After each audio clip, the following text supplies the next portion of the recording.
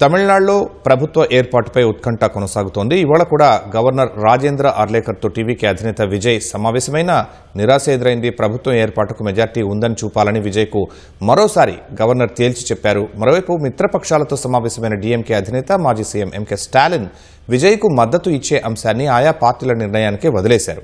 వామపక్ష పార్టీలు రేపు భేటీ అయి నిర్ణయాన్ని ప్రకటించనున్నాయి. మరోవైపు గవర్నర్ నిర్ణయానికి వ్యతిరేకంగా టీవీకే శ్రేణులు లోక్ భవన్ వద్ద ఆందోళన చేపట్టాయి.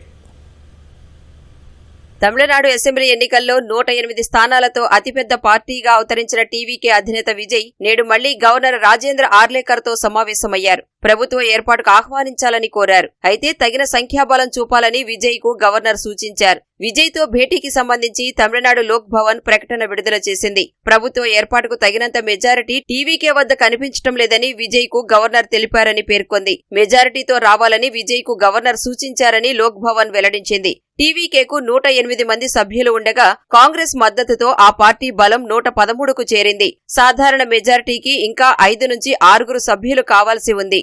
డీఎంకే కూటమిలో ఉన్న వీసీకే వామపక్షాలను టీవీకే మద్దతు కోరిన వేళ చెన్నైలో మిత్రపక్షాలతో డీఎంకే అధినేత స్టాలిన్ సమావేశమయ్యారు. విజయ్కు మద్దతిచ్చే అంశాన్ని మిత్రపక్షాల నిర్ణయానికే ఆయన వదిలేశారు. స్వేచ్ఛగా నిర్ణయం తీసుకోవాలని వీసీకే, సిపిఐ, సిపిఎంకు స్టాలిన్ సూచించారు. ఈ నేపథ్యంలో వామపక్ష పార్టీలు రేపు విడిగా సమావేశం కానున్నాయి. ఇదే సమయంలో సిపిఐ, సిపిఎం, వీసీకే, ఐయుఎంఎల్ పార్టీలను టీవీకే నేతలు మరోసారి మద్దతు కోరారు.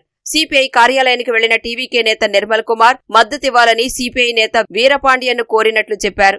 అధిష్టానంతో చర్చించి నిర్ణయం చెబుతామన్నారని తెలిపారు. మిగతా పార్టీలు సైతం సమయం అడిగినట్లు నిర్మల్ కుమార్ వివరించారు. తమిళనాడు గవర్నర్ వైఖరిని ఖండించిన సిపిఐ జాతీయ ప్రధాన కార్యదర్శి డి రాజా ప్రభుత్వ ఏర్పాటుకు విజయ్కు వెంటనే అవకాశం ఇవ్వాలని కోరారు. బీజేపీ, ఆర్ఎస్ఎస్ కు ఆయుధాలుగా గవర్నర్లు ఉండకూడదని సూచించారు. Taking decisions. So they will have discussion there. The governor must give chance to the single largest party and he must be given an opportunity.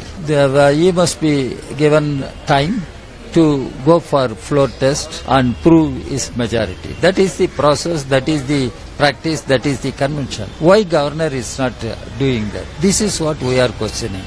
Governor should understand we are a democracy. Governor should not act as a representative of BJP or RSS. This is our position. Tamil Nadu governor వైఖరిని నిరసిస్తూ లోక్ భవన్ ముందు TVK కార్యకర్తల ఆందోళన నిర్వహించారు. టీవీకేను ప్రభుత్వం ఏర్పాటు చేసేందుకు ఆహ్వానించాలని demand చేశారు. గవర్నర్ వైఖరి రాజ్యాంగ విరుద్ధమన్న కాంగ్రెస్ రేపు తమిళనాడు వ్యాప్తంగా ఆందోళనకు పిలుపునిచ్చింది. మోదీ, అమిత్ షా ఒత్తిడి వల్లే గవర్నర్ ఆలస్యం చేస్తున్నారని ఆరోపించింది. First the Bommai case judgement how to read our Honorable Excellency Governor. So already said very clearly, this is the judgment of the Bombay case. Anybody's single largest party to invite from the government. Then the floor test is there. Within 2 weeks or 4 weeks, they can do the floor test. So we don't want follow the Indian Constitution or Bombay judgment. He is doing according to instruction from BJP headquarters. He is doing here. This is against Indian Constitution. We are Congress party condemning. We are very clear. We are supporting the TVK.